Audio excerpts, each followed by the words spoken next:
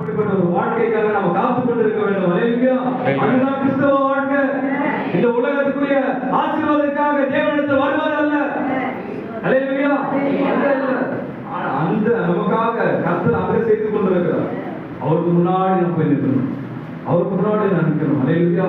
இந்த உலகத்துல மனுஷன் வேலை செய்யும் போது பெரிய ஆட்கள், அதான் அந்த கம்பெனியோட முதலாளி இல்ல மேனேஜர் வந்து கூப்பிட்டு பாராட்டும் போது ஒரு அவார்டு கொடுத்தா எவ்வளவு சந்தோஷமா இருக்குது பாத்தீங்களா? அவங்களுக்கு எவ்வளவு மகிழ்ச்சியா இருக்கும் அவங்க வேலையை பாராட்டி. அது போல இந்த பூமியில நம்ம தேவ நாமத்தை அறிக்கை பண்ணி வாழ்ற நமக்கு ஆண்டவர் முன்னாடி நம்மளை ஆனர் பண்ணும்போது எவ்வளவு நித்திய கன மகிமையா இருக்கும்.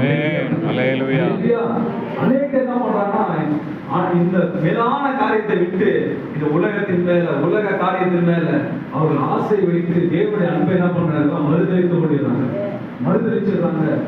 இந்த உலகமே அவங்களுக்கு பெருசா மாறிடுது. இந்த உலகத்திற்கு காரியமே பெருசா மாறி யோசிச்சு பாருங்க. தேவன் அழைத்து